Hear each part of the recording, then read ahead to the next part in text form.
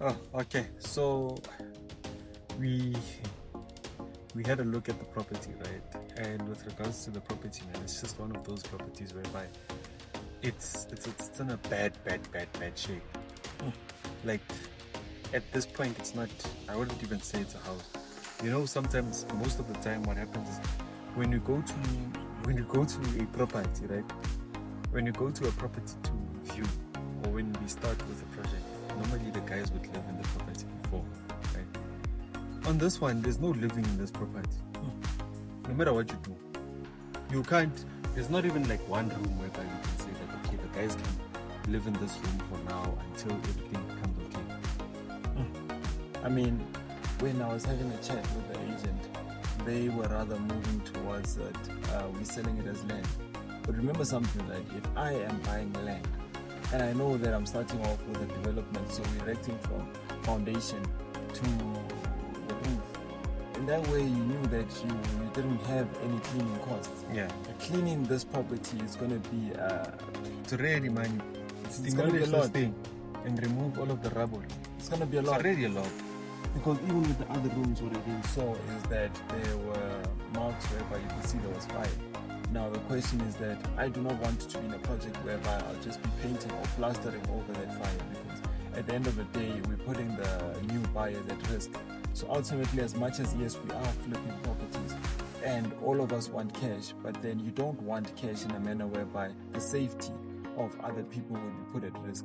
So yeah, it will be compromised. So for my case, right, as I did mention, there's absolutely no ways that we are going in at 850. So the thing again is that, guys, remember something, right? And this is what I'm always saying, is that yes, you as the buyer can list the property at X amount, right? Because you looked at the area, you feel that this is right for you. But what we're forgetting as buyers is that as sellers, you as a seller can place a X price on your property because you feel as if it's worth so much. But now you're forgetting that, honestly speaking, as much as people will say, hey, it's the buyer's market or it's the seller's market, remember something, right, is that the ball is in the hands of the buyers. Let's just be totally honest. If there's no one putting in a reasonable offer for this property is going to sit on the market. Now, and you reasonable according to you. According to you, 800,000 is not reasonable for this property. According to level. So you can feel as the seller that 850 yes makes sense for me, but Leo as the buyer can say that I'm not coming. Then you find Neo coming through saying that I'm not even putting in an offer. So after 6 months or after a year, you're finding yourself in a situation whereby should I have taken it or not? That's something that you need to take into consideration, because we're always saying that the power is with the buyers. Honestly speaking, the power is with the buyers. So now it's back to the drawing board. Let's go and see other properties, man. Are we able to get other properties so that we can buy them and then resell? Because this one, personally for me, it's not a deal. So tell me something, right? When it comes to putting in an offer, if you were to put in an offer for this, like where would you be?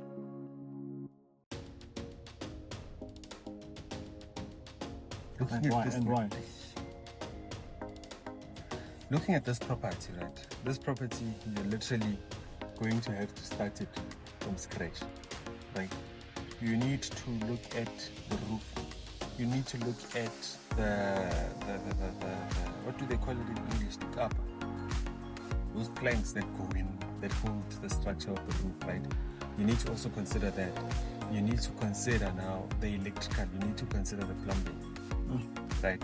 You also need to now consider that I have to plaster this place. Now, at this point, it just looks decent, right? Now, we're going to look at tiling the place. This place is a huge property. You're looking at tiling the place. You're looking at putting in ceiling boards. You're looking at just a lot of stuff, which might cost around, I would estimate, 500,000 to just make this property be okay. Now, if someone is coming through and buying it at 800,000 plus 500,000, already you're sitting at 1.3 million. Now, looking at that, for me, it doesn't make business sense. Because if I do get negotiated and we end up at 1.3 million, that means that I broke even. Also, considering how long is it going to take you to do this deal, it's going to take you a long time. Right? You're looking at plus minus 3 months to fix this property at most. So what reasonable would be, I think it would be around 400,000. Land over here around this area, I saw it was selling around 600,000. Now that's land, and you'd understand why land is selling for 600,000, because all you just have to do is to erect your property. Now with this one, you don't know if there's structural defects. They can't really sell it as land because it already has the structure. Because if I'm selling it as land, you are basically saying that I can rebuild something. So for me personally, man, I would go in at 400,000, put in an offer of 300. Most that I'm willing to go with is 400. You put an offer at 300. Yeah. Most that I'd go for is 400. Talk about no emotion.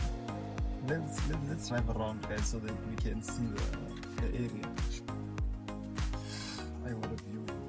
Yeah, I think this is the garage. This is not even a house.